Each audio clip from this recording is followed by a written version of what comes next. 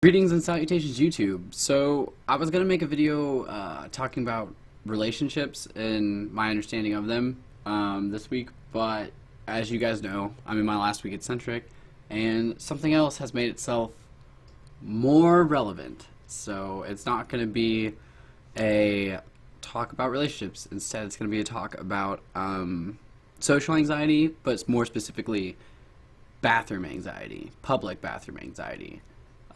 Something I personally have struggled with since I can remember. And in my defense, okay, we're just gonna jump right in. In my opinion, it's not weird for me or anyone to not be able to use the restroom publicly or in a public restroom easily, because in our defense, when you're at home and you have to use the bathroom, and you go, it's one bathroom, it's one toilet, it's just a room for you, one person, no one else is in there, and so that becomes kind of like the standard or like what you're accustomed to. And then when you go in public, there's other people, and that's weird, it feels weird, I don't like it, I really don't.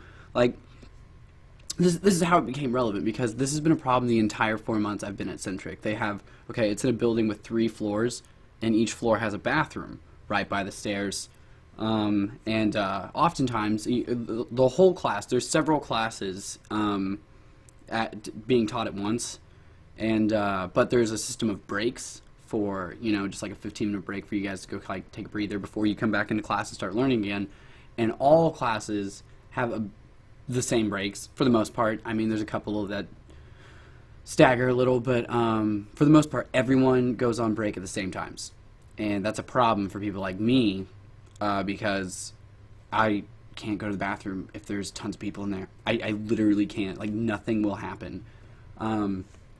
So, oftentimes I find myself in an empty bathroom, and it's glorious. It's so glorious. And I walk up to a urinal, and I'm at the urinal. Girls, you can't relate, but, you know, dudes, you're at the urinal, and there's 3, okay? 3. The perfect number for the dude, no dude, dude. You know, like, you always space.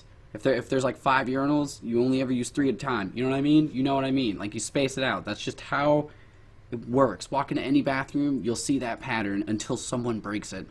But that's just what people fall to, because it's better than having some person right next to you. Oh, God, it's so awful. And oftentimes what'll happen is I'll be in the bathroom, but I can't go if anyone's in the bathroom. If I hear people like moving around, I can't. I don't know what it is. Well, I do know what it is, and I'll get to that later, but I recently learned what it is.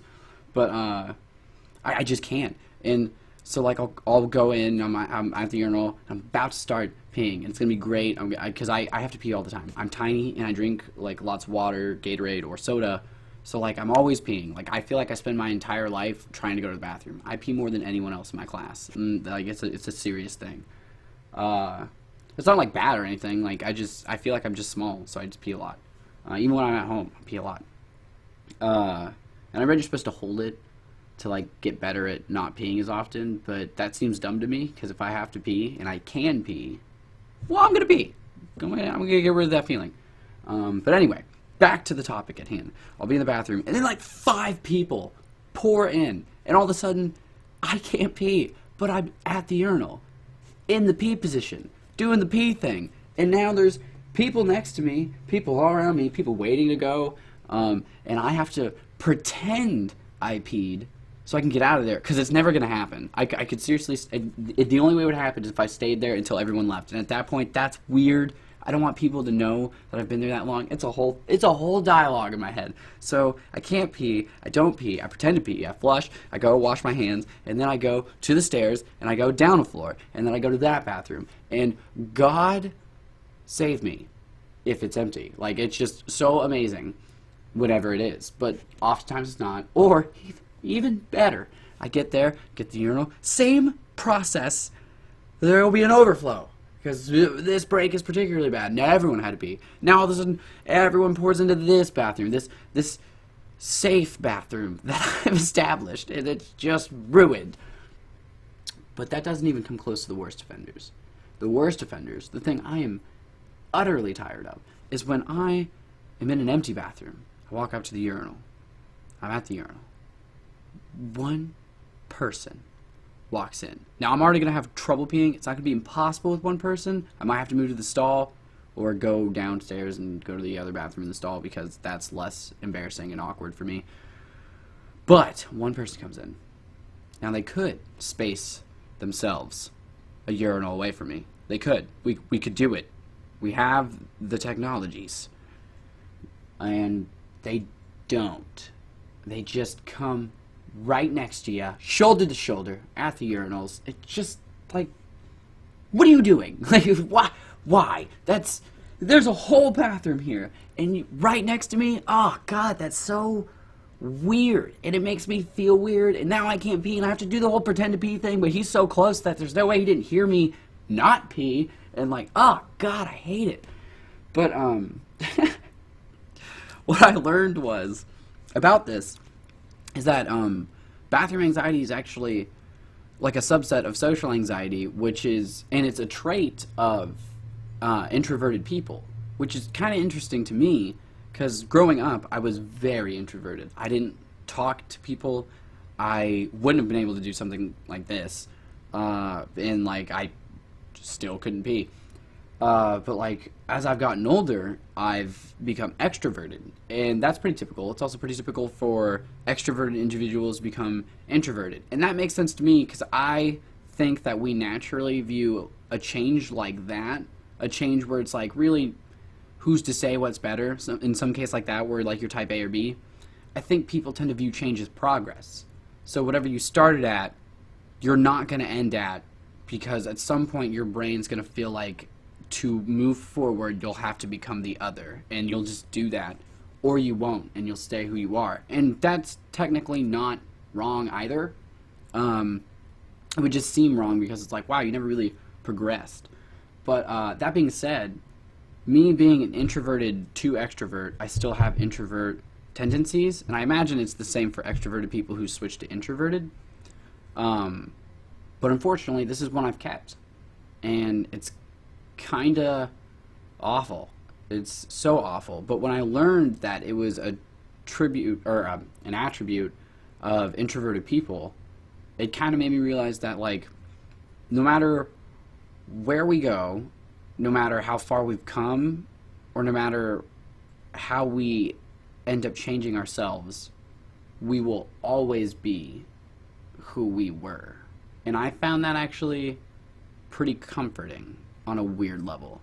I really wish it wasn't this thing, but at the same time, it sort of feels like it's supposed to be this thing. I mean, it's so minuscule, and it's like, I don't know. It's so minuscule, but at the same time, it has such a huge impact on my life. Because, like, I seriously, like, peeing, using the public bathrooms, I avoid it as much as I possibly can. And it's not because I think they're dirty. It's not because I think they're, like, germ-infested. It's, like, nothing like that. I'm totally cool with, like, bathrooms for the most part. I mean, people keep them clean enough.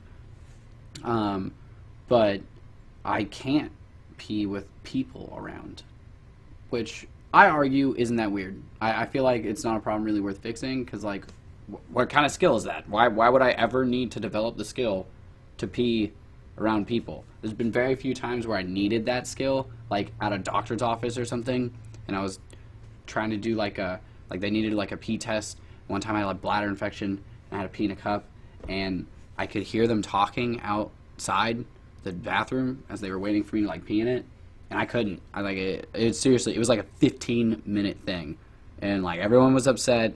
Everyone was just kind of like tapping their feet. I was also just upset tapping my feet. And the thing is, like, part of that bladder infection was that I was peeing constantly all the time, and couldn't pee to save my freaking life, and it was awful.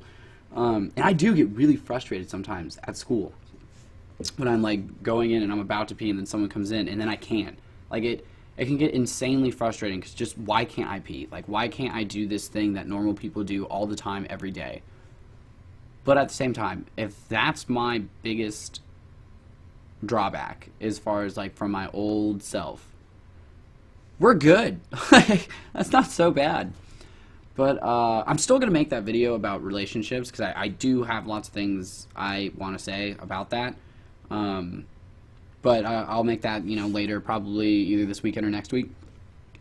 But this became like the pressing issue in my mind, and like it got interesting as I started thinking about, you know, like how we always are who we were, and that makes sense to me.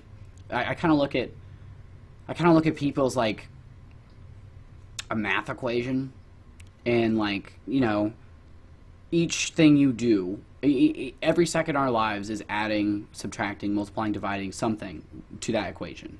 And it started with like, you know, 1 plus 2 minus 3 plus 4. And then as it got more complex, you start adding like, you know, like variables and shit and just random stuff, and it just gets lengthier and lengthier. However, that original string, that small string, that original equation, it's still there. It's at the very beginning. This is just extrapolated in the end version of it, but it all started there. So it kind of makes sense to me, because like, even though my equation has taken a different turn and it's gotten so much more complicated than it used to be, because that's how time works, that string of equation that adds up to anxious in the bathroom, or at least just socially anxious, it's still there, and it probably always will be. But the difference is there's some things later on in the equation that either counteract it, some of it, or at least give me the tools to handle those things better. And that's what's changed. But that initial equation is still there. And I find that kind of like beautiful, honestly, on some level. Like, it's weird to think that, you know, I have memories of like early childhood, and that kid seems like an utterly different person in so many ways. But at the same time, he seems like the exact same version of me. Like, it seems like, it feels like me. Like, I can see how he's headed to this, what I am now. And I'm sure someday I'll look back on this freaking moment right here and I'll think, wow, he's nothing like me. But at the same time, he'll be everything like me. And this is getting really weird and meta now, but, you know, happens. I think Suki's in my blankets. I think she's digging around in there. I thought I saw her moving. But anyway, thanks again for watching, you guys. Don't forget to like, subscribe, and share. It's really cool that you guys like watching me rant about nothing and everything. I really enjoy ranting about, trust me, I think so much. I think all the time. Here I am in the middle of an outro tangenting, but I think so much all the time. I overthink. Definitely. Full disclosure, I overthink. I think too much, and I think probably about things that don't matter so much, and I recognize that. I do, but it feels nice to get them out sometimes, because, you know, sometimes you find out people agree, and that kind of helps you feel normal-ish, or at least validated or not wrong. And feeling not wrong is cool, especially when you spend hours thinking about something, and then you find out it's not completely useless. That's always a great feeling. But anyway, thanks again for watching, guys. Don't forget to like, subscribe, and share. As always, never forget to smile, and I will see all of your beautiful faces. Later.